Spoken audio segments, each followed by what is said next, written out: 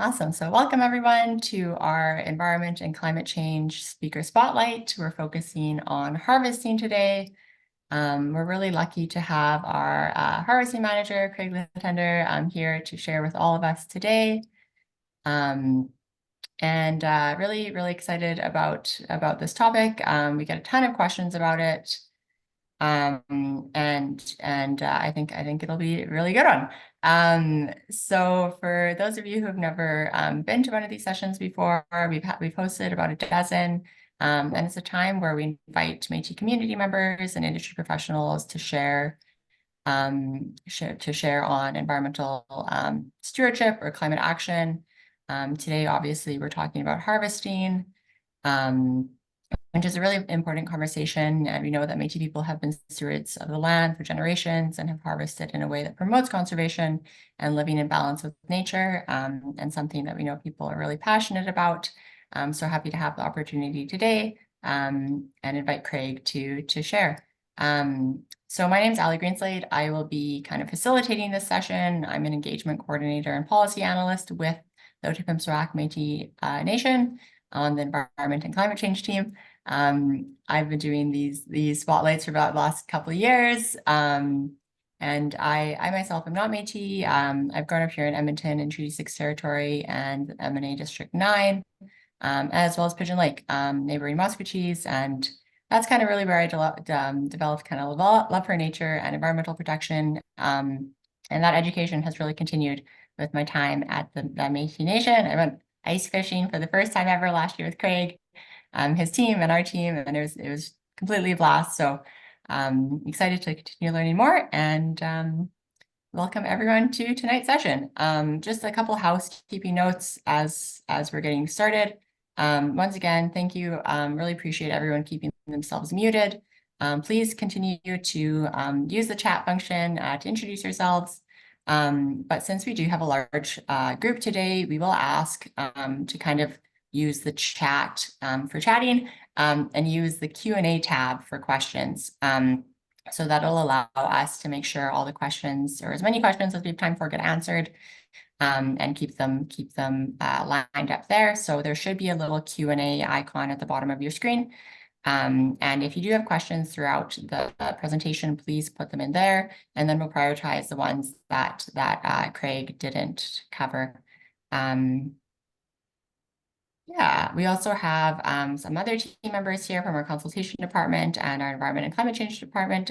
So if you have any other questions or technical issues or anything, please feel free to reach out to one of us and we'll try to get you sorted. So moving along, this is our agenda for tonight. I will share an opening prayer provided by knowledge holder Norma Spicer in just a moment, and do, just while I have you all here, share a quick little kind of department update of what my team is doing, and then we'll get into all the good stuff with Craig. And as I mentioned, we want to kind of save time for all the really important content that Craig's going to cover. So I ask that you kind of please refrain from popping in or speaking up in the conversation during the presentation. Craig has a ton to cover, and we will have that question period at the end. And just a reminder, as it always is in these spaces, we want to maintain it as a safe and respectful place. So we won't tolerate any kind of outbursts or any kind of negative content or comments. So please try to keep it respectful, as these sessions always are, and they always end up to be really great conversations. So I have no doubt that this one will be as well. So with that, I will share an opening prayer that knowledge holder Norma Spicer has prepared for us today in line with today's topic. So I'll ask you all to listen with this.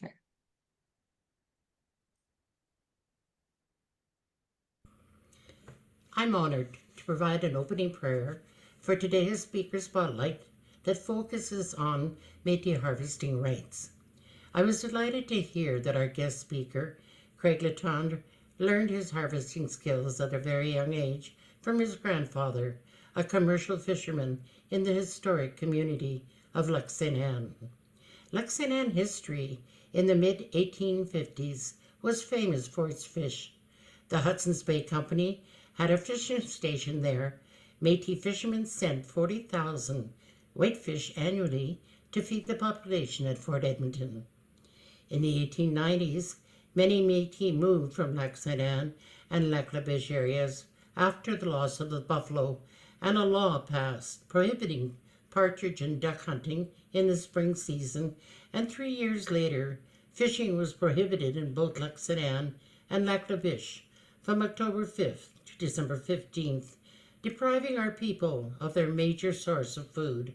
Some Métis moved to more isolated areas where the fur-bearing animals were sufficiently numerous to furnish a living. Those that stayed searched for other employment. It warms my heart to hear that Craig's historical Métis family managed to survive and thrive. Please join me in a prayer for our harvesters and the struggle they still encounter today. In the name of the Father, the Son, and the Holy Spirit.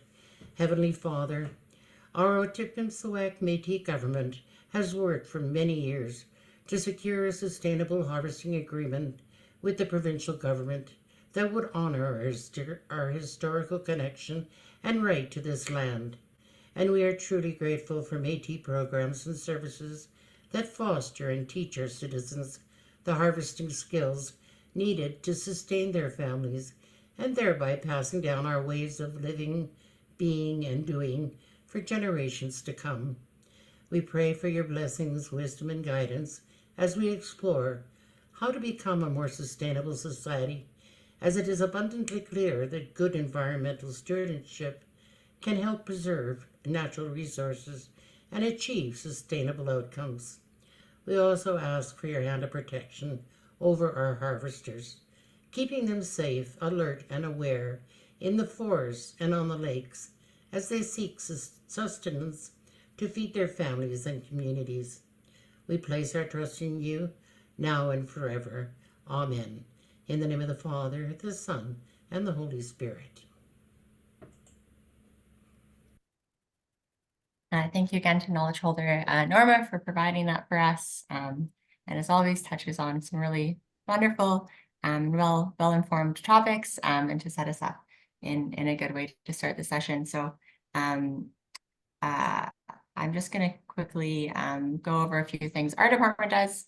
If you're not aware that the Otipemisiwak Métis Nation has an environment and climate change team, we do all kinds of stuff. I won't get into it all. You may know us from, we do traditional plant walks, bird walks. We built a solar farm out at Métis Crossing. We do environmental monitoring. We're working on acquiring land through Indigenous protected and conservation areas. And really all those things we do are rooted in Métis citizen feedback. So if you see us out at an event or you see a survey or something, it is really great to connect with people and hear any of your ideas. So there will be a survey I'm talking about in just a moment, and that'll be an opportunity to participate. One thing I just wanted to highlight today is our conservation land access dashboard, kind of in theme with today's topic about where, how you can get out on the land and exercise rights. We have this really cool resource where you can see throughout the province different areas that you're able to access and recreate on. This is just kind of a picture I pulled up, kind of hunting and traditional plant gathering, and then it kind of pops up with all the locations. So I think there should be a link in the chat for that one, and if not, we'll send it up. We'll share it afterwards. But just wanted to feature that. Also, we, in partnership with our consultation and harvesting departments, we have a land use and harvesting rights survey out right now. So it's for everyone. It's not just for harvesters. It'll take you a little bit longer if you are a harvester, but really important right now, so we can collect data and information and make sure that we're advocating for policies that best serve citizens. Also, as a thank you for participating, you'll be entered to win one of $500 Visa gift cards. So once again, we'll share that link as well. And hopefully after today's conversation, you might be inspired to spend 10 minutes and fill that one out. And we would really, really appreciate that. All right, I promise this is it for me. One last thing, as a thank you for attending today, Craig's team offered, we have a handful of these really cool Métis Nation fishing lures. A little survey will pop up when you exit this call if you enter your information and you would like to receive one of these, put it in, and then we'll do a draw and send this out to you. So once again, thank you so much for being here, and I will now pass it over to Craig to continue on. Thanks, Ali. First off, I'd like to thank everybody for coming out tonight. There's definitely a lot of interest in harvesting in the province of Alberta right now. So I was honored when the ACC team, Ali in particular, asked me to do this speaker spotlight. I'm going to provide a high level overview of kind of where the policy is, where it started, where we were, where we are, and where we're kind of going. I'll kind of give that overview, and as Ali mentioned, we'll have lots of time in the end for some questions. That's kind of what we're gearing towards. That's everybody. Everybody's got questions that they kind of want answered. If you're ever wondering about any questions, our website has pretty much everything. There are a few things that aren't on there that might be a little we're not sure of, but pretty much everything is on there. So definitely visit our website and the harvesting page, and you can definitely gain some good insights there.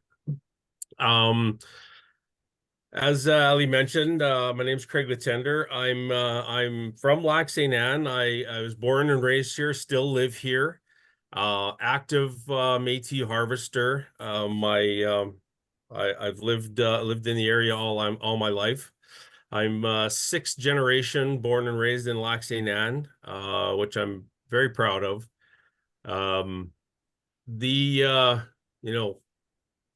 There's a long history in the area of Lac St. Anne, especially around fishing.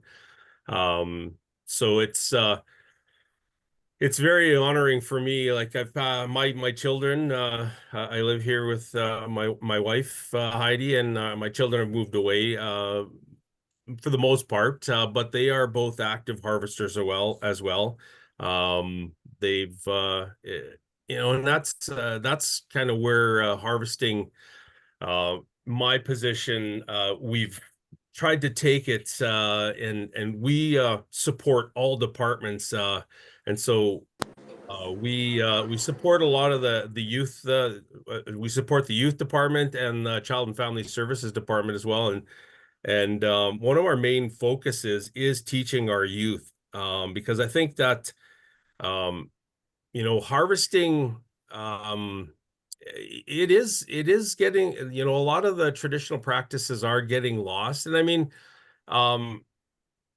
when I say that, I mean, we don't, even myself, like a lot of the things that I, learned as a kid from my elders, I mean, they never wasted anything in regards to animals. I mean, from eating the moose nose to the Bible to everything involved with a moose and animals. I don't even practice some of them traditional harvesting methods anymore, but I do know of them, and I try to give some insight on them. You want to go to the next slide, Ali? So yeah, that's kind of myself and my family in a nutshell. So to start it off, I'm going to talk about where the policies were, and if you see me looking off, I've got my notes. I've got notes here as well. So I'll be checking my screens for notes that I might have.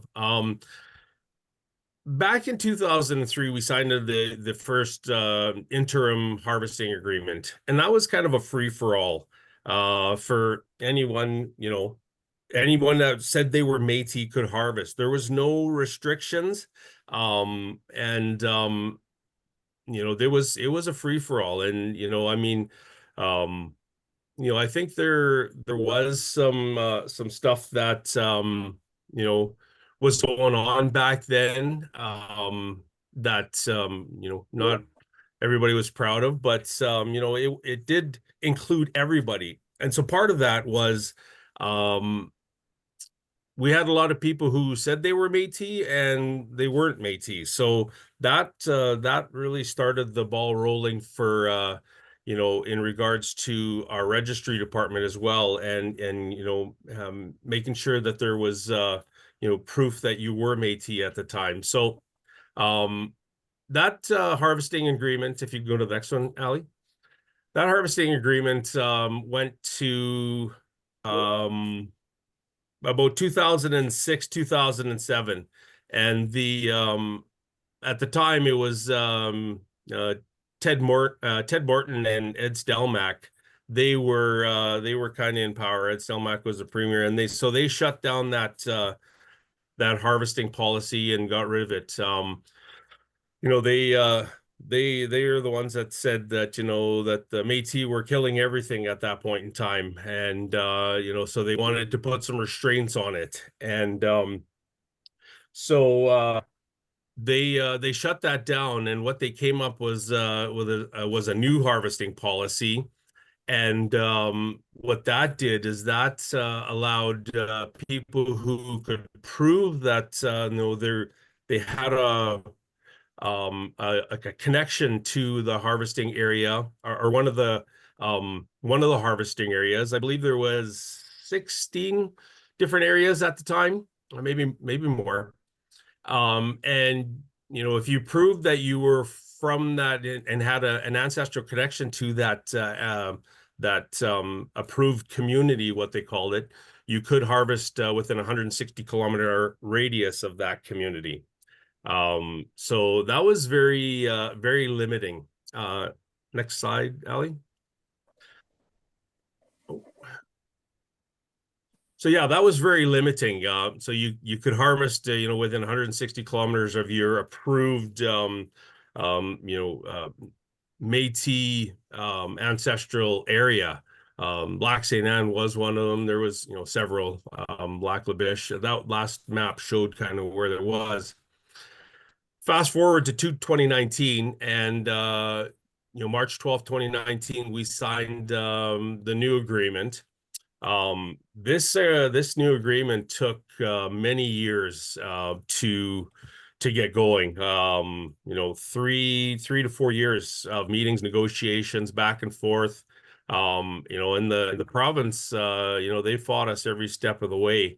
But we finally got a new agreement signed, and which gave us 4 areas in northern Alberta, which were areas A, B, C, and D. And that's that allowed harvesters to harvest in a much bigger harvesting area once they were approved in that area.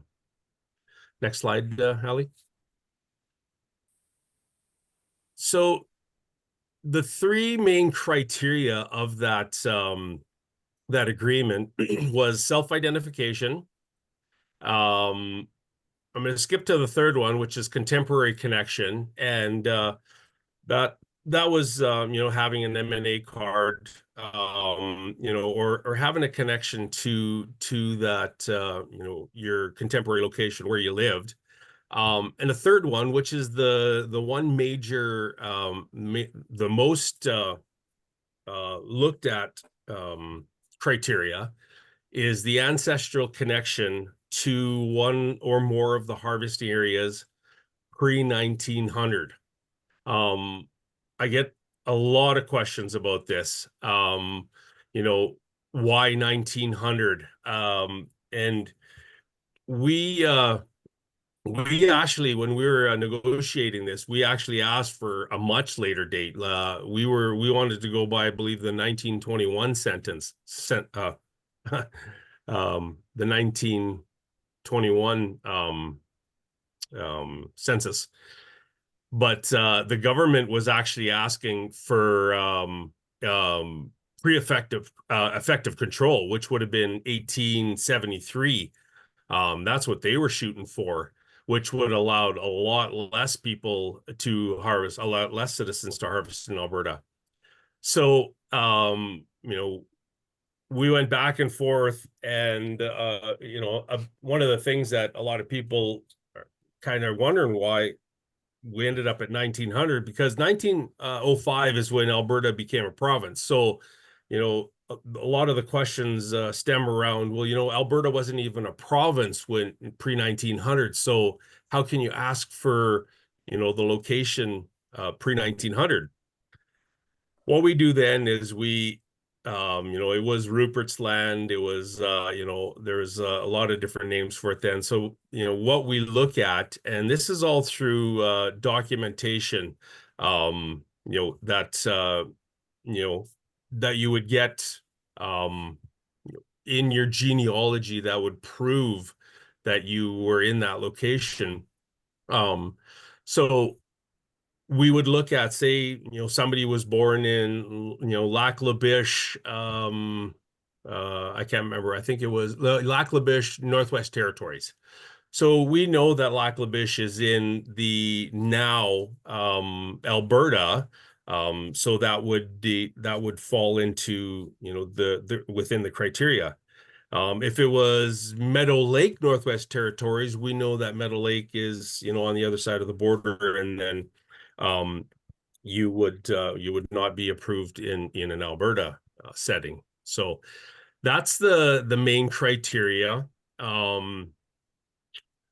Major question about Southern Alberta, that'll come later in my presentation. It is a very hot topic, and something that we're still passionate about. But I just want to mention the picture on there. That's a young fellow named Dougie.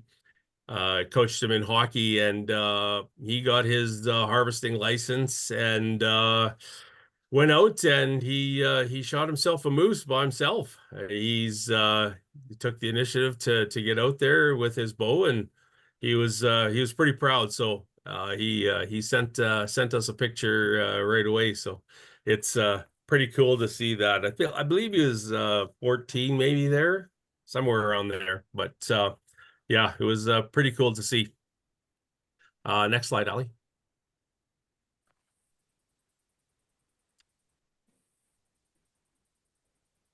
All right. Who and what age can I harvest? We had a lot of these questions. So, in regards to these, questions, we follow kind of what the Alberta process is. And so, underage, we recommend that, they're not harvesting. We recommend that they tag along with their parents, because they do have to learn. Age 10 to 12 can harvest small animals and game birds. And, while they're doing that, they're learning all about harvesting, and they're learning about, the environment and conservation. And then over 12, they can hunt big games and big game and animals. However, if they are under the age of 18, they need to be accompanied by a parent or guardian. And so, yeah, another one of the major questions I get is, the mother is Métis, kids are Métis, father is not Métis, father is the hunter. How does that work in relation to, going hunting with my Métis, son or daughter? And that's fine. In the case of youth, it's fine for a non-Métis parent to help their kids, because they do have to learn. They're at a young age, and when I say that, when it comes to harvesting with adults, let's say you've got two adults, so Métis and non-Métis. Can my non-Métis friend hunt together? They can be together, but where the area falls that that it's not accepted is that they would help in the hunt. So a non-Métis friend can't help push bush. They can't help call. They could help, however, after the kill is done. So the animal's on the ground, they can help them skin it, gut it, haul it out. But in that aspect, um, the Métis harvester who killed the animal needs to be in possession of it all time. So they need to they can't send it with their non-Métis friend or hang it at their non-Métis friend's house or whatever be the case. That's kind of you need to be in possession, because if they were to get stopped and then all of a sudden you're in a situation where you're going to have to explain yourself, and then it's your word against the Fish and Wildlife guys, which might not always go in your favor a lot of the time. So that's uh that's definitely something to consider for sure. One of the things that I was gonna say is, and it says on the slide there, it's recommended for youth under 10 to get a harvesting card, because when they get their harvesting card, under 10, and I should preface this with the bottom line there that says under 16 and over 65 don't need a sport fishing license. So they don't need a license to fish. They can fish and there's no problem. However, if you don't have your harvesting card under 16 or over 65, you must follow the sport fishing regulations. And so you might be at a lake that requires tags. So you would have to follow them rules. And but if maybe the lake allows Métis harvesters to keep a walleye. If you had your harvesting card, you'd be able to keep a walleye at that lake, or whatever be the case. So that's definitely reasons for under 16 and over 65 to get their harvesting card. Next slide, Ali.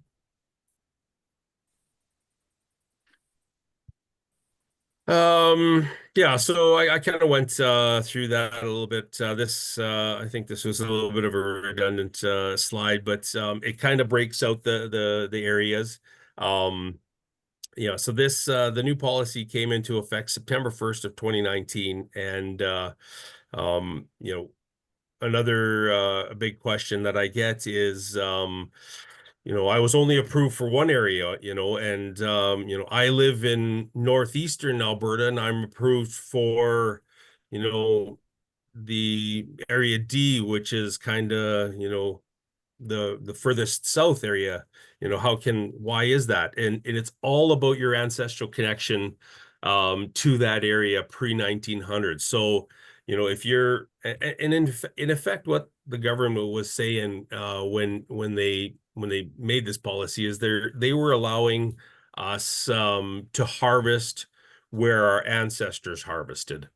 And so if you could prove that your ancestors were born in, lived in, worked in, died at, in that area pre-1900s, and you had primary source documents to show that, then likely you would be approved for that area. And you could be approved for more than one area as well. There's lots of people that are approved for all four.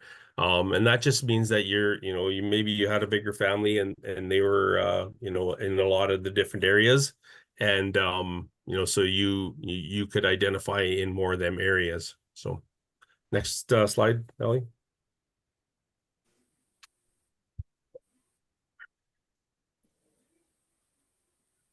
What can I harvest? So um it's pretty liberal. You can harvest moose, deer, elk, ducks, geese. When it comes to ducks and geese, we're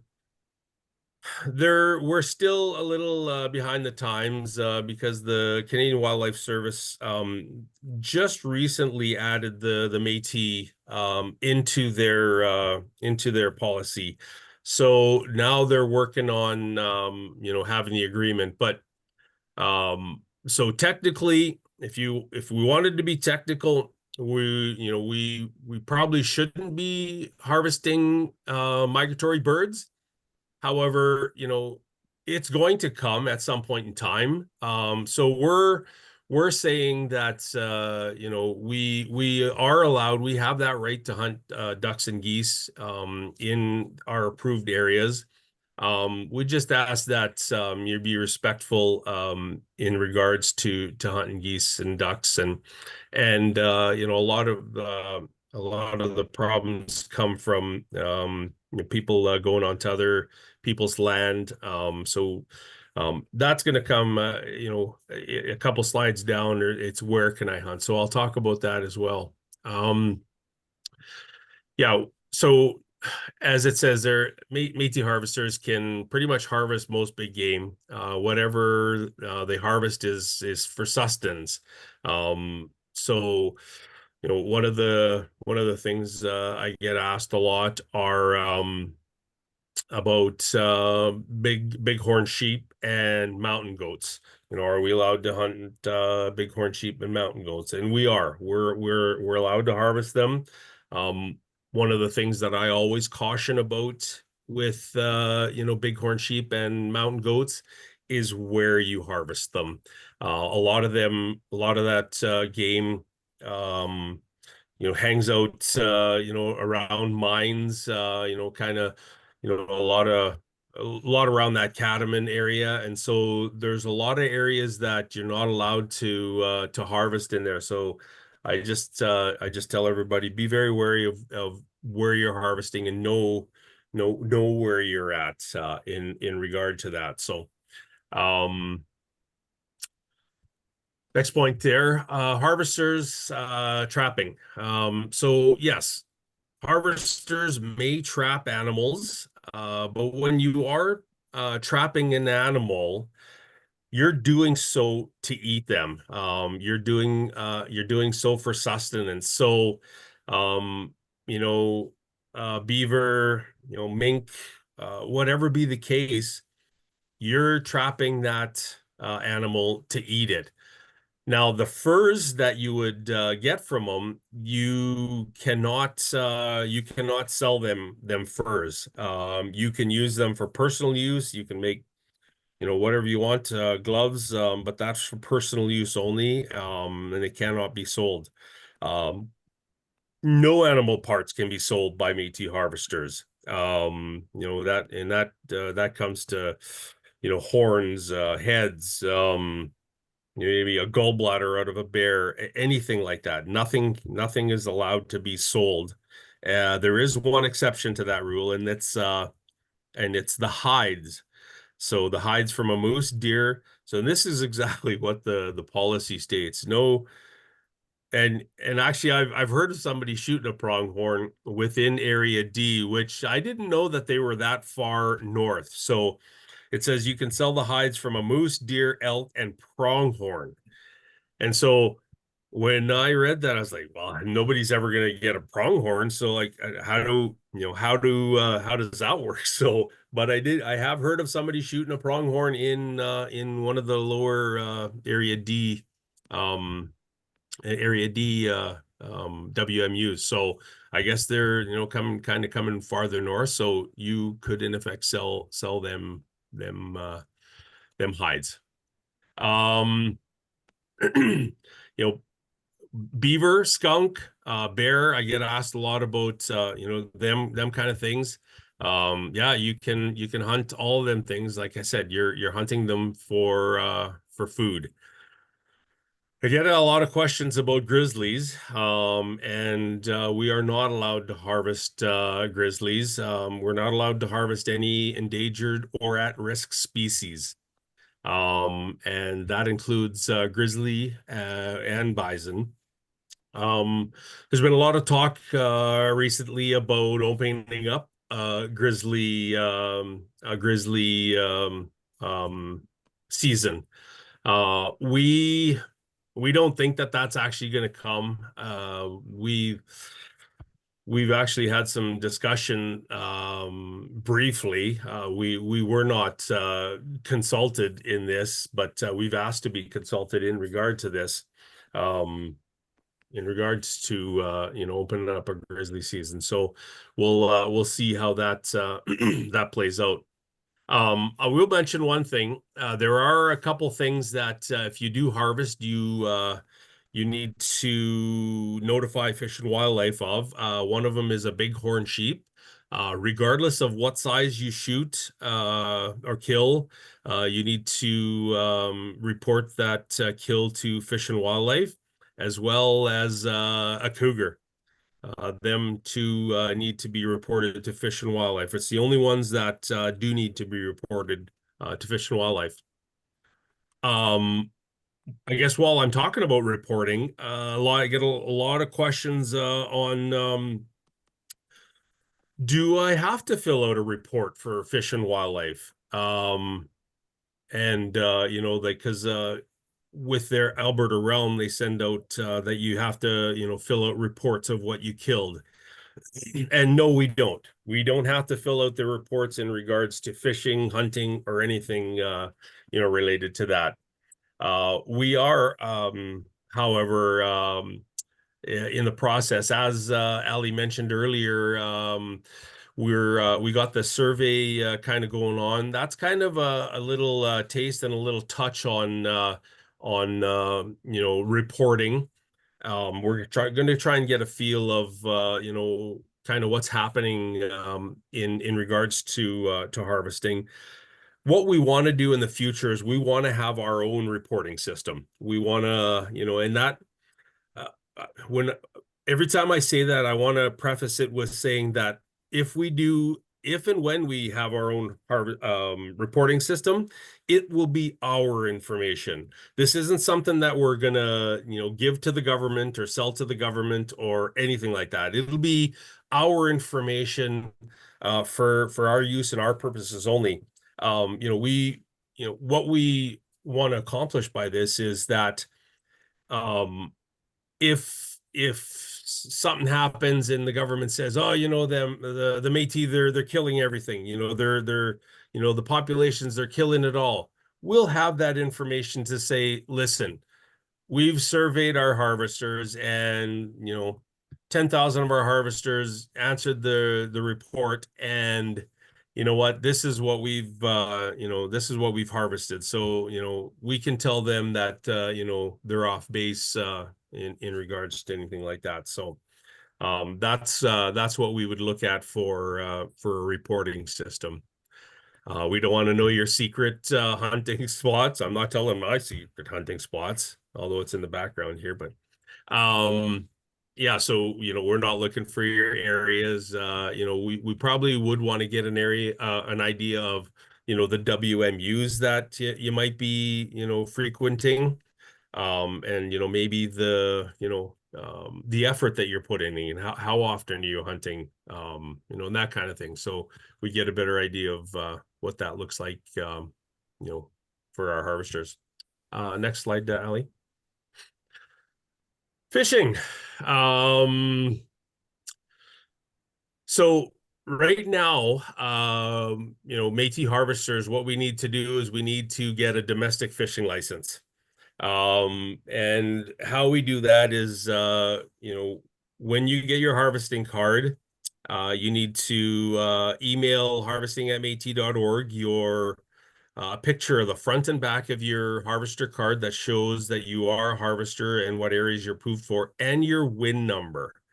And what we do then on our end is we update your Alberta realm to show that you are an approved harvester, and then we put your areas in there.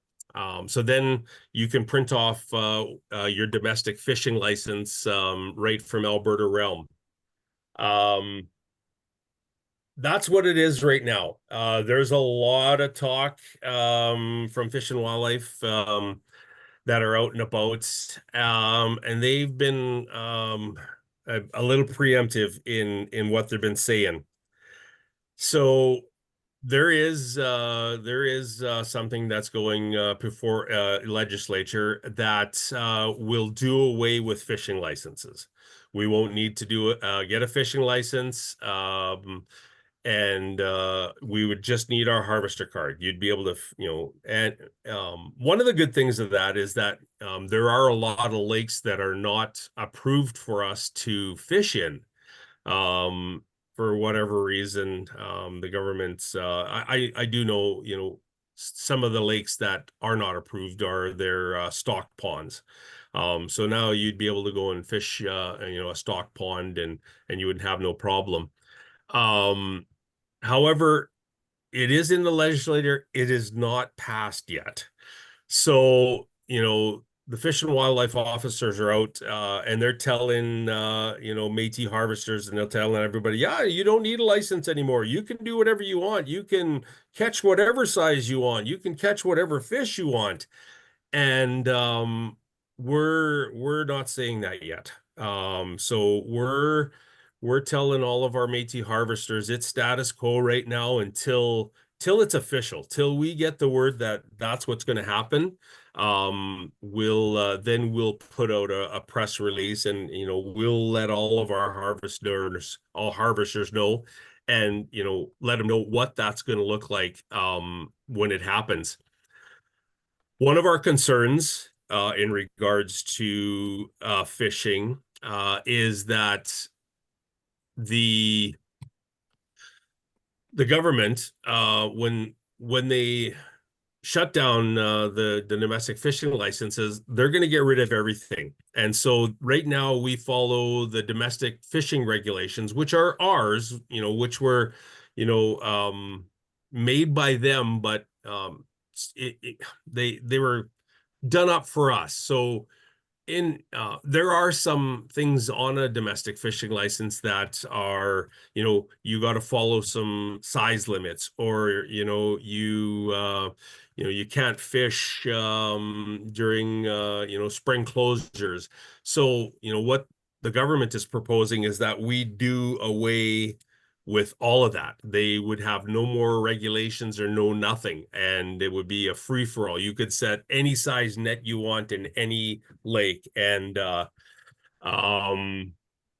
so when I do believe this is going to pass, when it does, we will enact our own regulations, which will be a lot more liberal than they are now, but we're in the, in for conservation purposes, we're not going to let somebody go set a 3-inch net in a lake, or in a lake that normally now would you'd set a 6-inch net.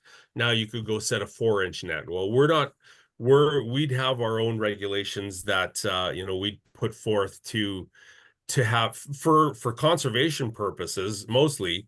We're going to put something like that forward. So like I said, that when it comes, we'll let everybody know what that looks like. We can set gill nets. We can use rod and reel. Another one of the big questions I get is, what is my limit? And right what it says there, your limit, we don't give a number. Your limit isn't 10, or your limit isn't 5. Your limit is enough to feed your family. So if that's 5 fish, that's what you get. If it's 10 fish, that's what you did. If it's a moose, then that's your limit. We Métis have always been conservationists. I've heard this statement many times in the past from various different people that oh, you know what, the Métis, they have their harvesting rights now. They're going to kill everything. They're just going to slaughter everything. There's not going to be any animals left. And my response for that has always been, you know what, if Métis wanted to do that, they would have did it 150 years ago, and you'd have nothing now. But that's not what they did. They, Métis, First Nations, Indigenous, they're all very conservation minded, right? We know that we have to leave something for the future, something for our children, something for our grandchildren. So that's that's very conservation based thinking. So we, you know, think, I always tell everybody, keep that in mind when you're out harvesting. Take only what you need what you take. That's kind of the one of the catchphrases I've always used. So next slide, Ali. When can I harvest? So M&A approved harvesters can hunt for food any time of the year. There is no restrictions on that. Um, however, it's a big however. Keeping, with the conservation reasons, we strongly encourage that our Métis harvesters not harvest any animals from mid-January to, kind of end of July. And then, and I always say for obvious conservation reasons, but maybe it isn't obvious to everybody. That's when our animals are having their babies. One of the things that happens to moose, elk, moose, I'll just say moose, they lose their antlers late December, kind of, thereabouts. And so they lose their antlers. And I mean, I'm an avid and active harvester, and for me to, come upon a moose 200, 300 yards out into a field, and for me to discern whether it's a cow or a bull, when there's no horns on it, it's tough. I mean, you know what? Obviously, there are ways to tell, and I mean, I've got a pretty good idea if I, saw it, long enough and close enough that I could tell it was a bull, but that's not a chance that I'm gonna take. I mean, I'm never harvesting during that time. We typically do our harvesting in fall, and we, fill our freezer for the winter, and that lasts us through, and that's kind of the, the harvesting progression, right? We fish, kind of we fish from January kind of till August thereabouts, and then we hunt animals and big game, from August to December. That's kind of the cycle that I grew up with as a Métis harvester, and so that's, kind of the thing that we like to push for our harvesters. There are some closures for rod and reel fishing. Most of the lakes close in the spring from April 1st to May 14th. That is spawning season. The one kind of weird thing is we're allowed to set a net during that time.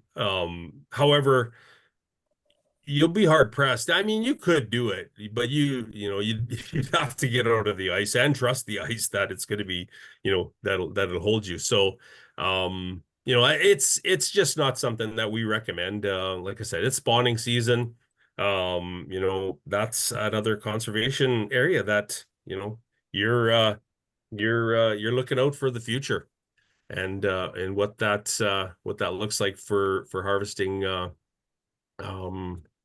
animals, fish, in that same regard. So next slide, Ali. Where can I hunt? Another big one. So kind of the whole thing when I talk about it is you can hunt on private land that you have permission on, and like I said, it just says there, I always recommend getting that in writing. I've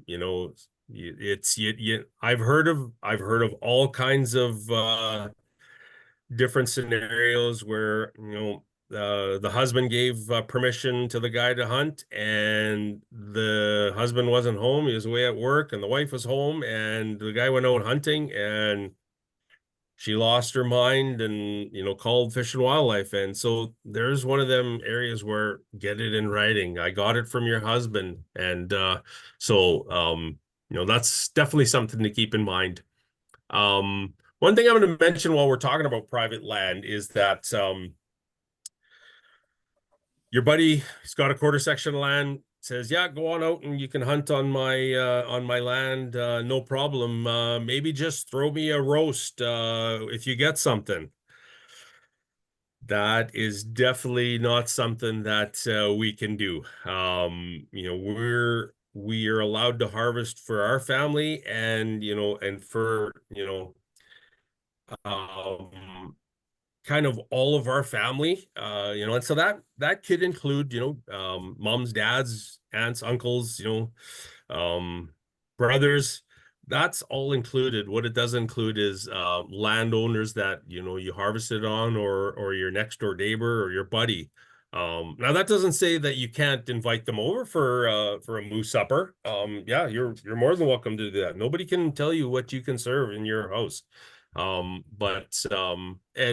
trust me when I tell what I'm telling you is all from experience and from what I've heard and from what I've talked to people.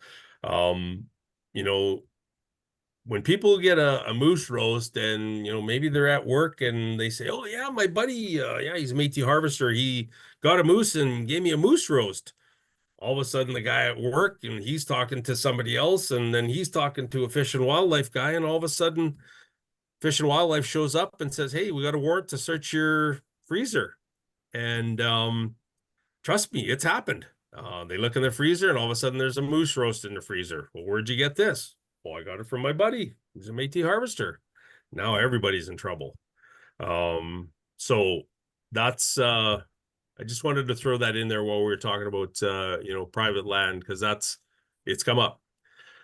Métis harvesters can hunt on unoccupied crown land, and they can hunt on occupied crown land as well, which is like grazing leases or grazing land.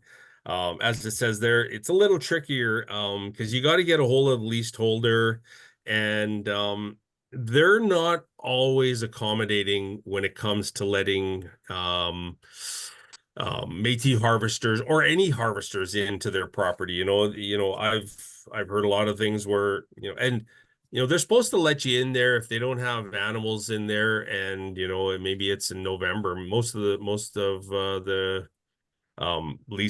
grazing lease holders, they'll move their cattle back to their home place so they can feed them there, and there should be no problem to harvest during that time. But it's it's a big problem out there, and we realize that, and we haven't found the right solution for it. It's a tough one because the leaseholders, they always come up with some kind of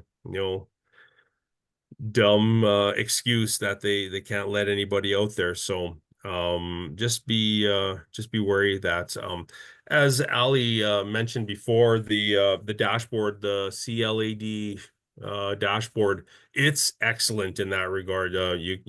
For finding areas to hunt in. So it's a good resource. I urge everybody to check that out. No hunting in national parks. There have been talks about some First Nations that have hunted in Jasper National Park in the last little while. It's something that's on our radar. We are going to look into it because as maybe a lot of you don't know, Métis were displaced from Jasper. They were kicked out of Jasper as well. And they, Jasper House, and, that was their harvesting area. So, we would like the right to, hunt back in there again. And, it's never going to be just an all out go whenever you want. But even when regards to the First Nation, the couple of First Nation group that hunted there, They had an area and they had a certain amount of time that they could hunt there, and then kind of that was it. So, we're definitely looking into that, and we'll keep you posted in that regard. So.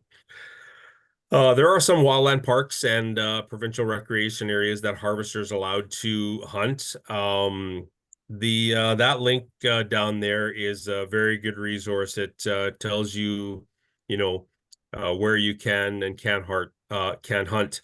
Um, the We're not allowed to hunt in any provincial parks. That's like an Alberta provincial park. And a lot of people get, confused with that because, there's wildland parks and there's provincial recreation areas. So they all sound a little bit similar, but not a provincial park though. So just keep that in mind when you're heading out. Why are we there? We go. Next slide there, Allie.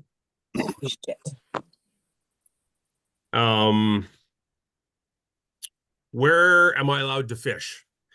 So MNA-approved harvesters can fish in all the lakes that are listed in the domestic fishing regulations. And there are quite a few lakes and rivers and other tributaries that are not in the domestic fishing regulations. So as of right now, that's kind of what we follow.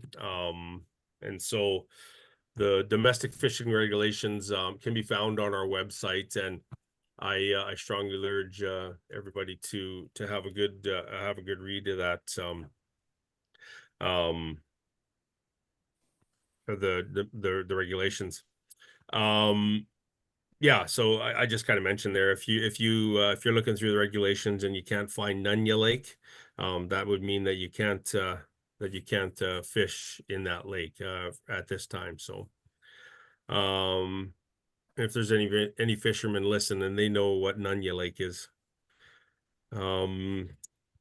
Yeah, so as I mentioned before, most if not all stock trout ponds in Alberta are not listed, and they, as it says, the reason the government gives is that they say trout ponds weren't traditionally fished lakes. So they were only allowing us to fish on in traditionally fished lakes.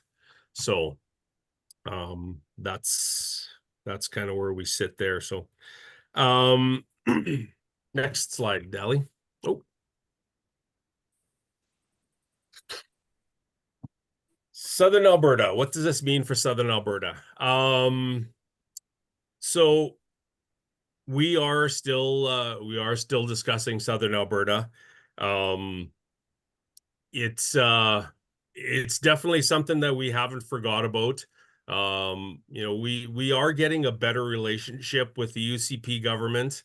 They in the past they haven't been very willing to talk about this with us.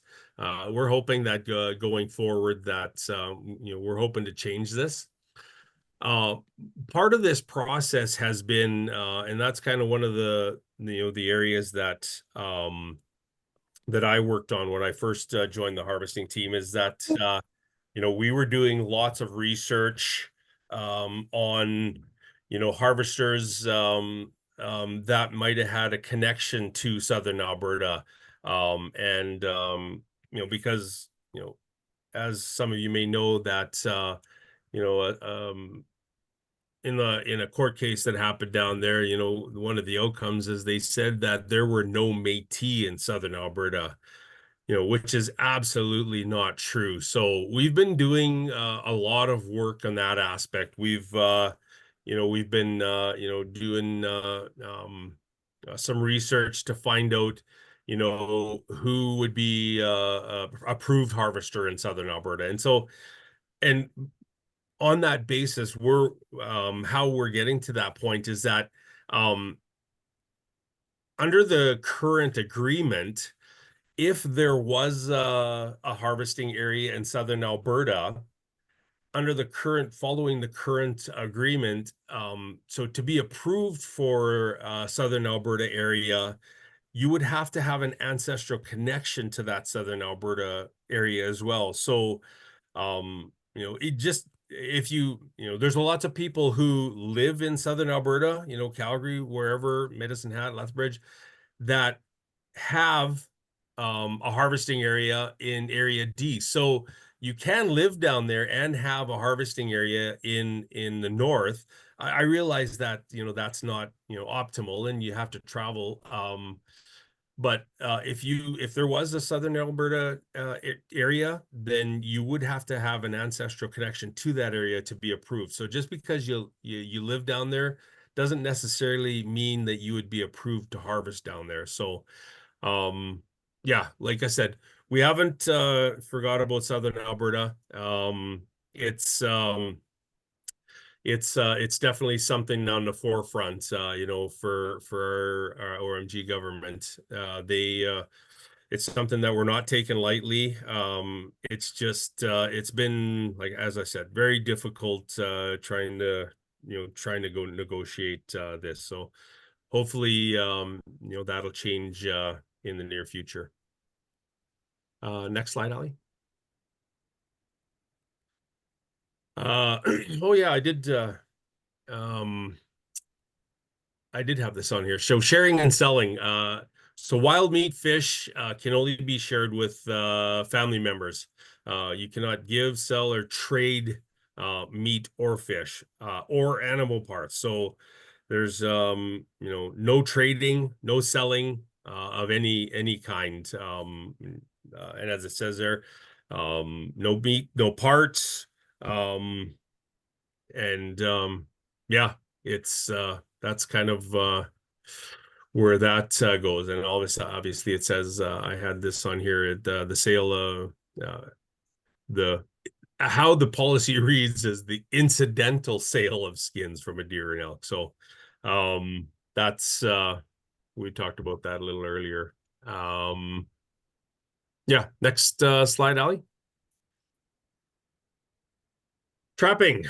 Métis harvesters are allowed to trap. As I mentioned before, we're allowed to trap for sustenance only. We're trapping so that we can eat what we trap. We can't sell the furs, and we can only use them for our own personal use, to make gloves, coats, whatever you would want to use that fur for. But whatever you trap, it's for sustenance only.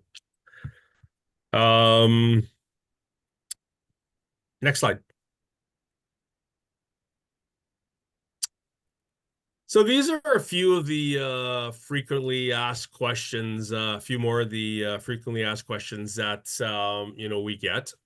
Do applicants need to have their WIN renewed every year? No, not in regards to your Métis harvesting card. If you wanted to buy a fishing license and fish in southern Alberta, or you wanted to buy a hunting license and hunt in southern Alberta, or hunt in an area that you're not approved for, then you need your WIN renewed. But in regards to Métis harvesters, you do not need your WIN renewed at all. We update it on our end, and it doesn't need to be renewed for us to update. Do M&A harvester rights trump over GOAs? No, they are the same agreement. We basically, what happened, in this regard, is we just took over for the GOA, for the government, in regards to processing applications. I do believe the government still processes applications for somebody who might not be an M&A citizen, or might not be a settlement citizen. They might just self-identify as Métis. Then they could go to the government of Alberta, and they could put an application in there, and they'd have to go through their application process, to get harvesting rights.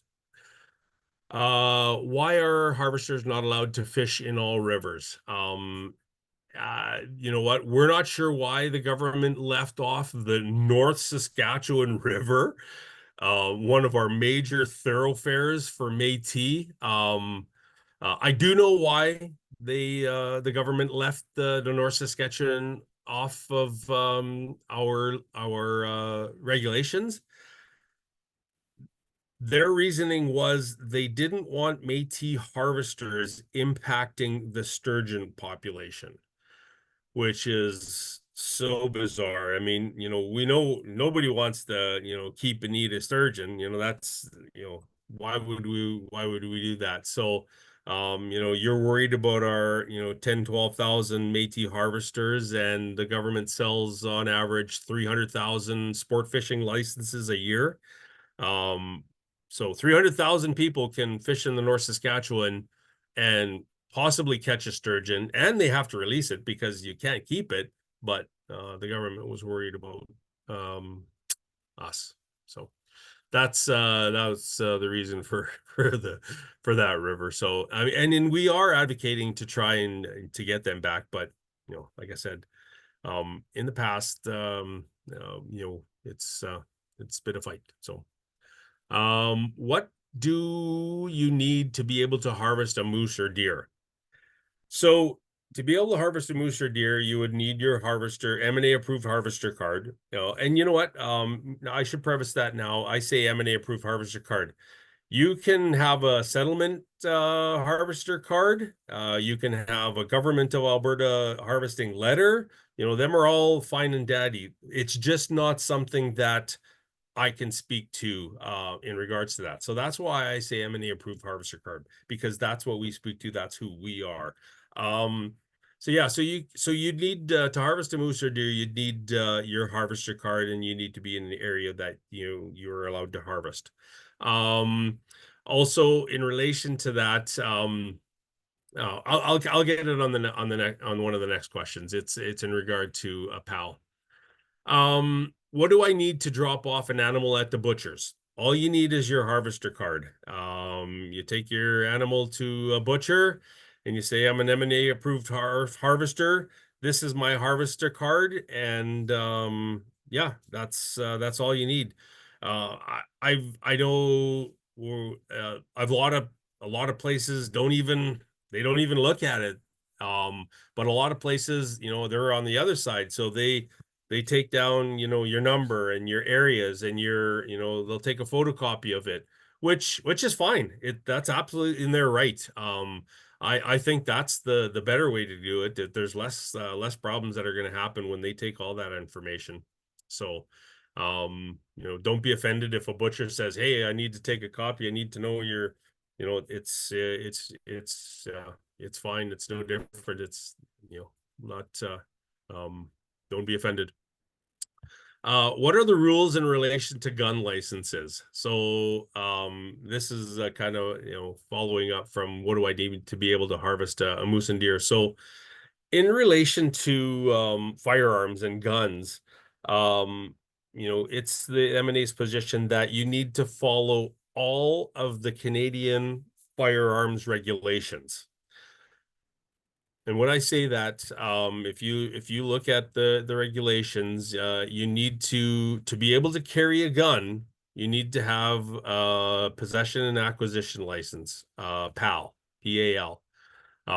So that's that's following the Canadian firearms laws. I get a lot of people saying, well, my brother has a license, so I can, carry a gun. He's not a hunter. I can carry his gun. No, you cannot. That's not how that works. Now, when I say that, you're in the bush, you're welcome to do, whatever you want, in relation to that. But what I'm telling you, is what we know in relation to the laws. So all I can do is advise you, and what everybody does, that's up to them. That's firearms. Yeah. So do you still need tags or licenses or certificates? No, you do not need any tags, any licenses, any certificates. You don't need to go and buy a tag. You don't need, to get anything, you just need your harvester card. You need to have your harvester. I always recommend, a lot of people, I mean, it is, 2024 and everybody's got a phone. And a lot of people just take a picture of their card and that's what they have. And that's fine and dandy. That's acceptable. But you get into the bush, maybe your phone dies, whatever be the case. The thing is, if you get stopped by a Fish and Wildlife officer and you're in the bush, you need to be able to prove that you're an approved harvester then and there. Yeah, I mean, are there other ways? Yeah, there probably is, and you could probably give it a later date, but it just lessens, your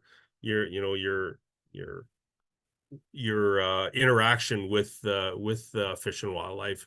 I can say that I've had some interaction with Fish and Wildlife, and all of mine have been fairly good. As soon as they approach me, I advise that I'm a Métis harvester, and I'm hunting for sustenance, and here is my M&A approved harvester card. They took it to the truck. When you have a domestic fishing license and your Alberta realm has updated, they punch into their system, they see you, no problem. No problem at all. If you're not in Alberta realm and you don't have a fishing license, they might ask you some more questions. They might ask you for some proof, that it is you. So they might ask you for another piece of ID, which is all fine and dandy. They're just trying to prove that you are who you are. So there could be a few more questions with that. So, but excuse me. Yeah, I mean, I tell everybody in regard to Fish and Wildlife, just be respectful. They're there doing their job, and you're there doing your job. So, if your respect is mutual, then you should have no problem. So, next slide.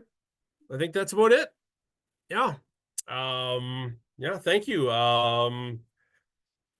We're going to try and answer as many questions. I'm not sure how many questions there are. We're gonna jump into them right away here. But if we don't get to all the questions, and you still have any other questions, concerns, definitely have a look at our website.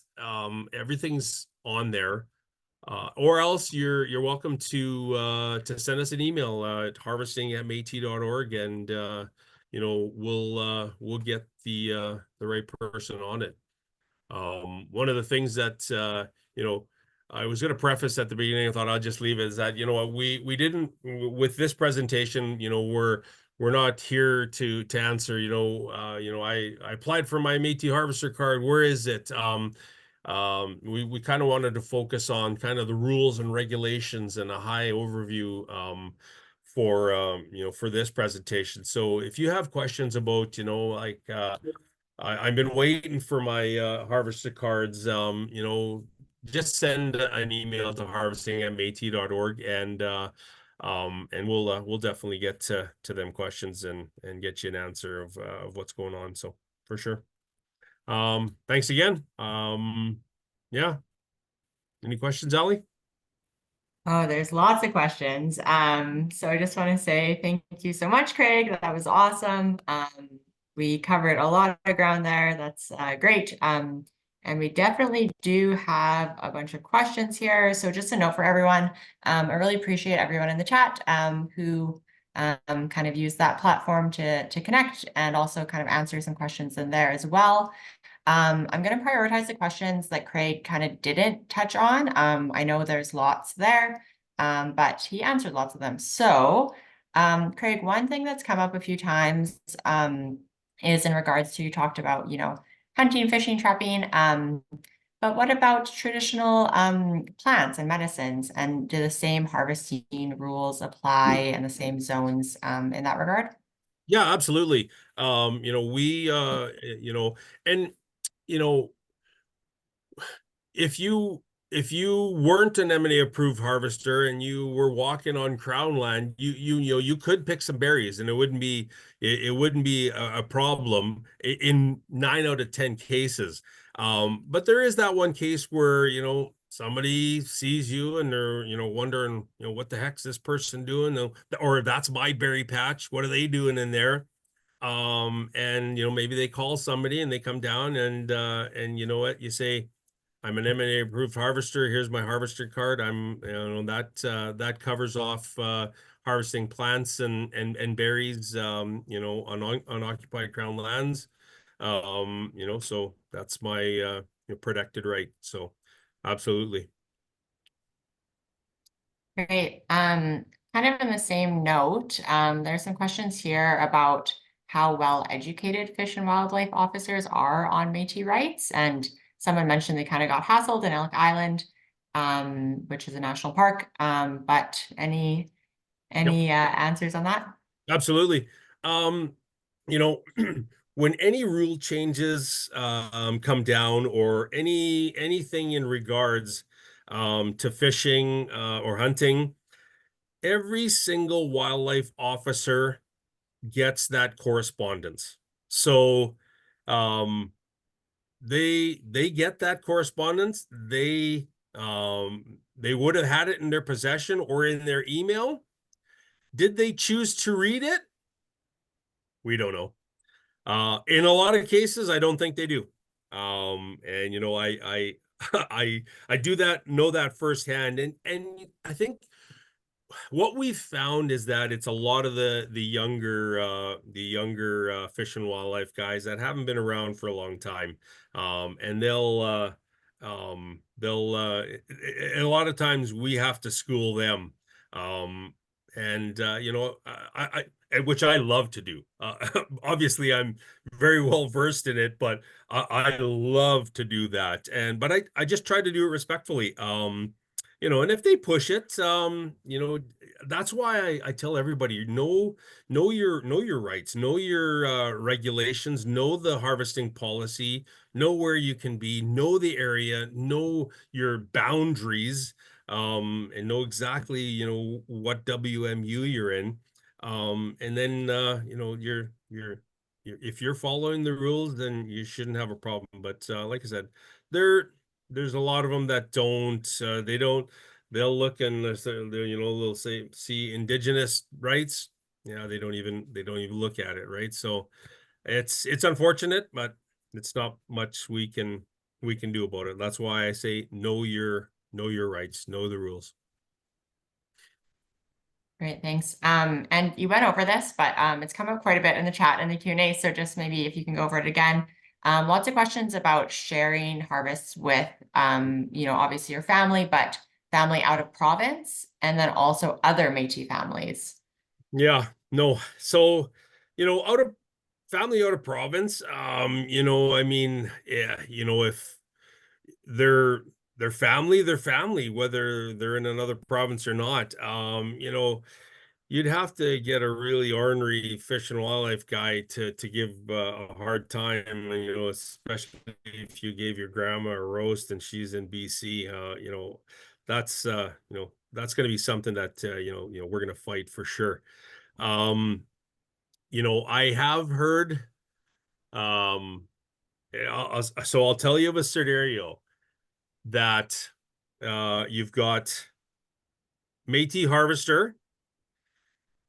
harvester's dad, we'll say, and Métis harvester's non-Métis mother. The non-Métis mother, her parents, which are obviously not Métis, still technically family, we're in possession, and it's kind of a gray area. Still family, but non-Métis family. Nothing ever came of it, but just still a hassle in the same. But in my mind, family is family. So I think that we'd have a case to fight that if somebody was to bring a charge against that for giving your non-Métis grandparents some meat or some fish. So like I said, family is family. So as for other Métis families, no go. There's and like I said, I obviously being the harvesting manager, I hear of all these cases that come across my desk, and you know, families that are starving, and Métis family, helps them out, gives them, if they're non-Métis or non-Métis family, which is a little bit different, but um ended up getting charged. So it's yeah, it's sharing with family. So there's even, I think that with our new government, I think we'd like to see, some rules that we would like to abide by around community sharing and feeding our elders. This is something that Métis people have done throughout time. So, this is something that we want to be able to do. I just don't think it's done enough because, nobody wants to get, prosecuted. So I'm hopeful that, in the future, once our government, signs a treaty, that we'll be able to enact our own legislation in regards to that. So and make our own rules for that. So, but as of right now, it's for your family. So. Thanks, Craig. Gonna try to rapid fire through a few more questions here. A good question in the chat, and I think you have some resources on this, is about how do we teach our youth if their parents haven't been taught? Is there, like, there's been a disconnect and needs to be addressed some way? Yeah, for sure. So that's definitely in the area of fishing. I can tell you that we are making strides in that area. There are youth camps. Actually, there's one tomorrow that we're going out to teach the youth how to fish, how to tie their lines, how to tie their lures, and also in that regard, and also in the winter we have the Frosty Reels family camps where families come out to Pigeon Lake, and we put them up in Camp Maskawatoon, and we do a whole fishing day. It's geared right around fishing with a rod and reel, as well as fishing with a gill net, traditionally fishing with a gill net, which is kind of my forte. I was born and raised with a gill net in my hand. I think my earliest recollection of setting gill nets with my grandfather, I think I was probably 5. So I've been doing that all my life. So it gives me great pride to teach our youth and our families the art of fishing. In regards to hunting, that's still something that we're working on, and part of the area concern there is where and a place to go harvest. But we have made strides in that as well, and we're I'm not sure if it's going to happen this year, but for sure next year, we're going to be looking at putting on youth hunting camps and youth harvester camps. We'll take them out to the bush, or onto some land, and we'll look at what moose are eating, what tracks look like, all of that kind of things in relation to teaching our youth. So we do definitely know that there is a little bit of a disconnect there still, but we're definitely working to try and rectify that. I urge all Métis harvesters that if you know of any youth harvesters that don't have anybody to teach them, take them out hunting, take them out for a walk. And just show them, teach them some of your traditional skills. One of the other things that we have available is the youth hunters education course. Our youth department has that ongoing. So any youth can email it's Kristen Acuna, Acuna at Métis.org, and she'll get them outfitted with a code from the Hunters Alberta Hunters Education AHIA. Yeah, she'll set them up, and they can do that course, which it's not a mandatory course that we ask for, but it's definitely a good starting point for youth to look into for sure. Great, thanks, Craig. I know we're at just almost at the end of our time, but Craig previously volunteered to maybe talk for 10 more minutes if we have a few more questions. So I hope that's still okay. So if anyone wants No to problem. stay on, that's great. And another kind of resource, small plug for our team, we just developed a traditional fish health guide with exactly that intention. It's called En Par Corps de Poisson, which means sharing the fishing line in Michif. And it's like a really awesome guide full of pictures and illustrations talking about like what it looks like to fish in with a traditional Métis lens. So we have those available, I think, at head office and at events. So keep an eye out for that as well. Okay, moving along to our next question, and might direct this over to you, Theo. Talking a little bit more about what that ancestral connection means and how to validate it. So the question is ancestral connection to what specifically? Post-European contact, but pre-European control was Rupert's Land. Is that what we need to prove? The short answer is yes. So that is what's being looked for when we talk about establishing that that ancestral connection of effective European control. And there are some, there are some other aspects to that. So I think you're looking for a Métis ancestor from that area, pre-effective control, someone who has received, land or money scrip. Great, thank you, Theo. Yep, for sure. And I'll just add one thing onto that, Ali, is we a lot of people kind of put these together, but when you get your M&A citizenship card, there's a process that we use to get that. So a lot of people think, well, you gave me my citizenship card, like why can't I get my harvesting included in that? What we look at when we give out citizenship is we're looking for scrip, specifically scrip in your genealogy, and that could be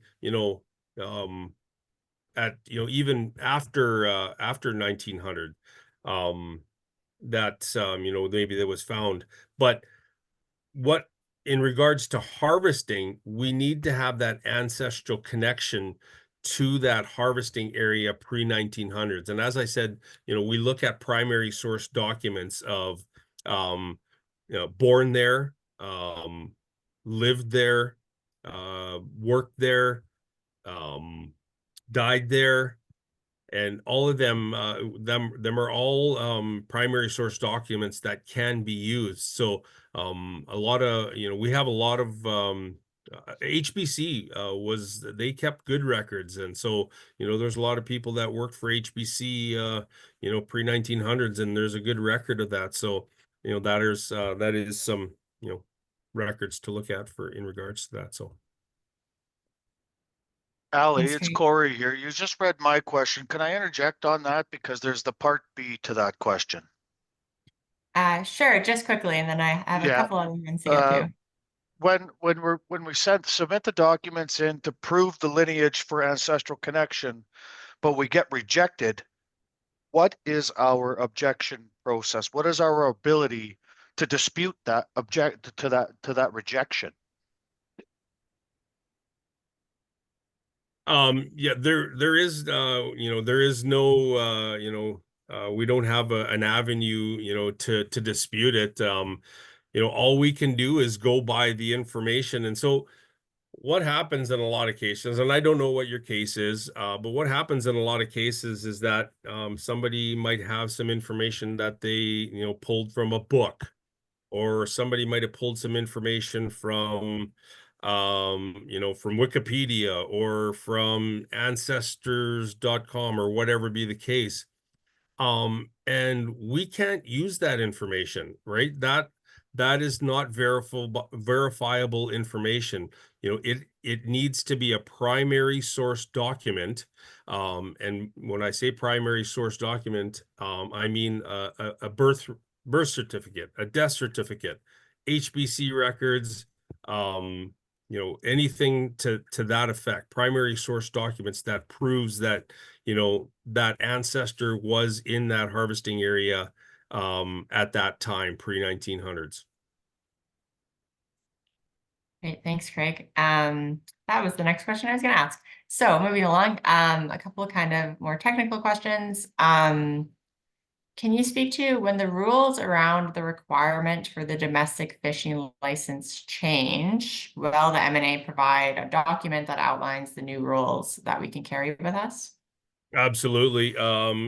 We've actually starting to work on that as we speak, Um, you know, as I mentioned, we'll probably take the current well, that's what we are going to do is we're going to take the current regulations and we'll tailor them, to what we see.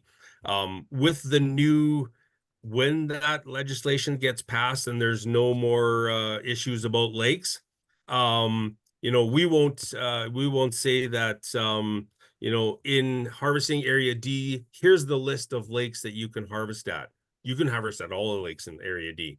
We're not going to worry about that.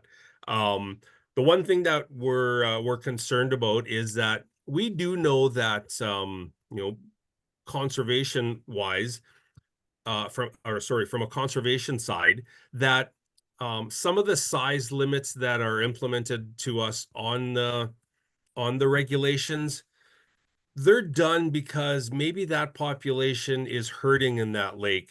And so we want to try and do our best to help out in that situation. We're not sure what that looks like though. So we'll have to work through some of that, and maybe it'll be in conjunction with the environment and parks, and get some of that information, and maybe that'll filter down, and maybe they'll say in Lac Saint Anne, there's an abundance of this, or whatever be the case. But size limits, like, or pike right now, pike is I don't know if there's a lot of fishermen on here. In Alberta, a lot of the lakes that the government has been trying to build up the walleye population through their tag system, it's really affecting the pike population, and it's hurt them bad. So that's why you're not allowed to keep any pike in a lot of area lakes. So we're gonna definitely be wary of that. Like I said, we're not sure what that looks like, or how we maintain that. But in regards to net sizes for all the lakes, we got a pretty good handle on that. And we'll in my opinion, there's some lakes that we're allowed to have a size 5.5-inch gill net, where if it was my decision, I'd say we need a 6-inch gill net, because we're catching all the big hogs in there when we shouldn't. Them are the breeders and the spawners that's kind of what's going to sustain us. So we will have our own document at some point in time for sure.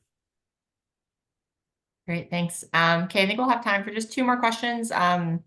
Apologies to everyone who maybe didn't get their question answered, but we'll do our best to send an email out and address lots of these. And also, as Craig said, you can always reach out to harvesting@metis.org. Next one here, though, is how do I figure out if Crown land is occupied or unoccupied? And is there a process to get the leaseholder's contact information? Yes, there is. It's no easy feat. Trust me. One of the ways that I've found, and actually through our environment team, Jordan York, who's one of our environment managers, he's kind of led that charge in regards to the iHunter app. It's something that I wasn't a big fan of in the beginning, but I really warmed up to it, and it's very good in that aspect. It shows you, if it's a leased property. I'm trying to think. I do believe it does have contact information on there as well. I can't remember just off the top of my head. But it gives a good overview of what the land looks like. Parks, if it's private ownership or if it's leased land or grazing or whatever be the case. As well as the CLAD website, the dashboard. It's good there as well, but it definitely is it's a daunting task to try and figure out what's leased and what isn't. So for sure. Typically it's usually posted as well. And you can get information on that side. Great, thanks. And yes, we'll send a long email with all these links and resources. And there's been a few questions too here, Craig, around PAL. So a citizen has a harvesting card, doesn't have a WIN number. Their brother, who's not Métis, has their PAL. Legally, can they hunt together? So yeah, I mean they're welcome to hunt together, but the Métis harvester who doesn't have a PAL, Canadian firearms laws state that if you want to use or carry a rifle, you need a PAL. So it doesn't, it's not acceptable that your buddy beside you has the PAL, and you're good because of it. That's not acceptable. And I urge everybody to Google firearms laws in Canada and give a read of it. There's lots of information on there, and it'll tell you what you need to know. I think it's on the first page. Okay, thanks, Craig. Okay, maybe two more here. So talking about the question here is you stated about being in possession of an animal. I'm assuming I can't hang it in a non-Métis cooler. This does not apply to a commercial butcher shop, does it? No, no. So if it's a commercial butcher shop, you don't have a problem. That's not a problem. What I talked about in regards to that is, hanging it into your buddy, your non-Métis buddy's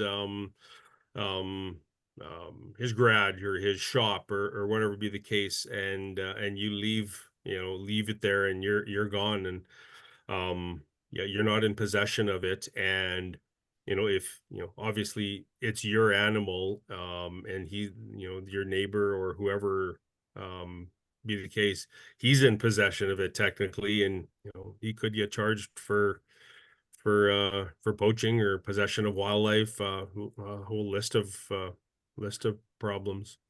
I guess one, I don't know, and you know what, like I said, everybody's welcome to do what they want, but I guess one, maybe your buddy is a back alley butcher, or he's a garage butcher, and maybe he's going to do that for you.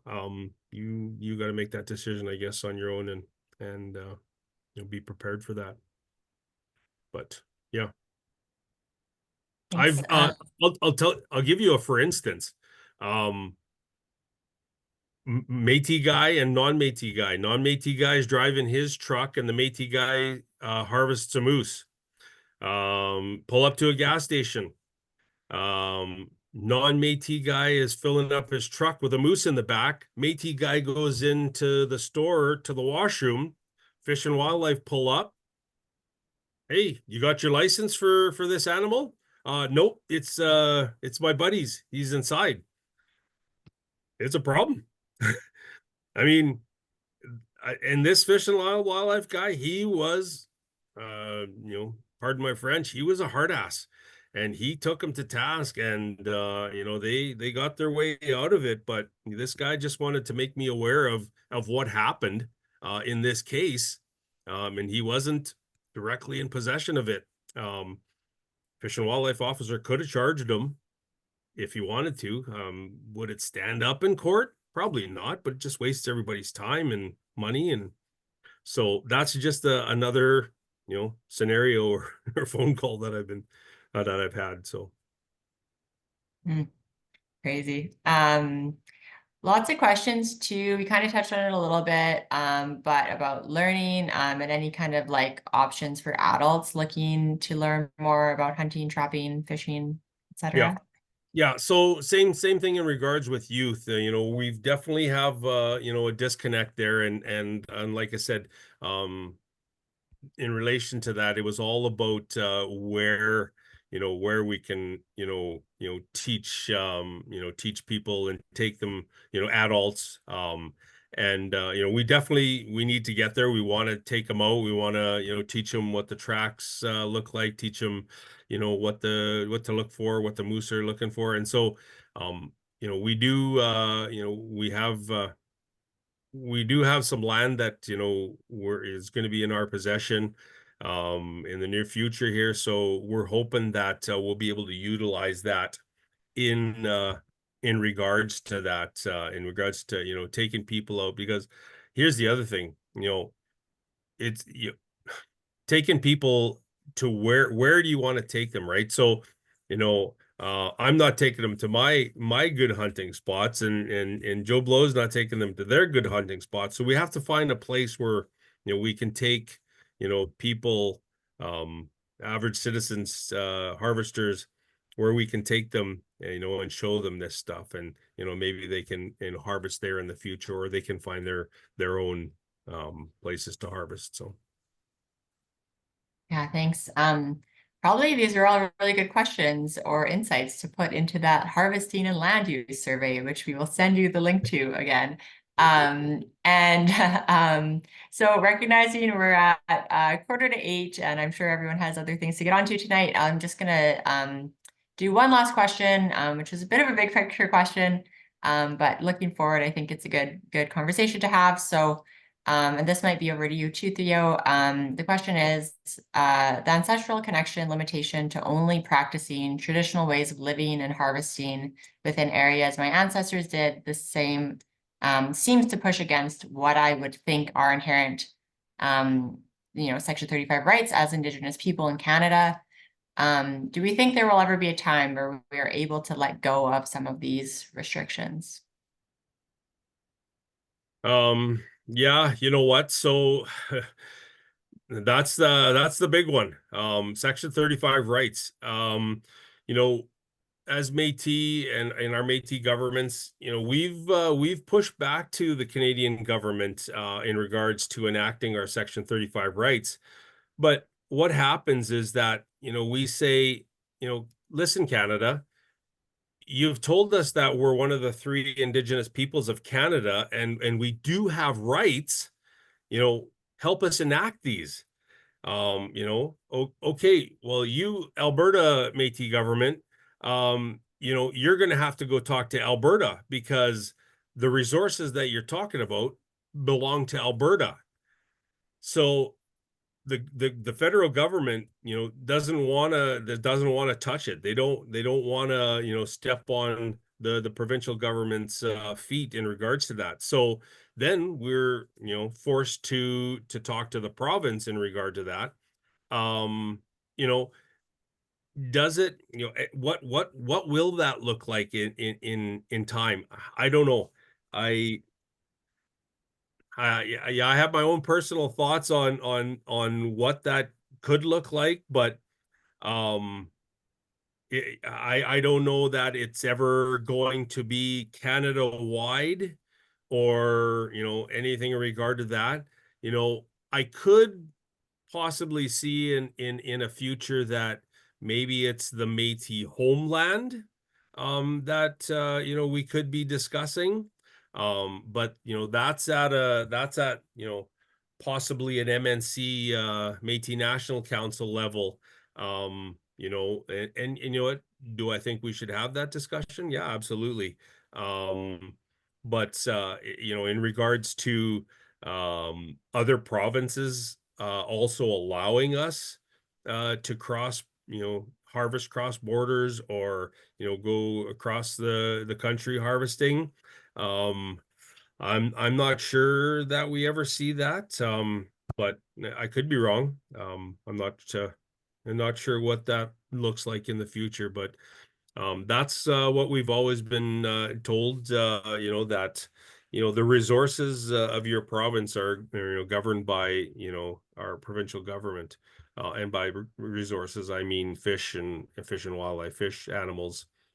So yeah, that's yeah, it's definitely a great question, so thank you for that, but I I can't answer it very, very well, because like I said, we don't know that the federal government is going to ever enact anything like that. So Theo, I'm not sure if you have anything to add on to that.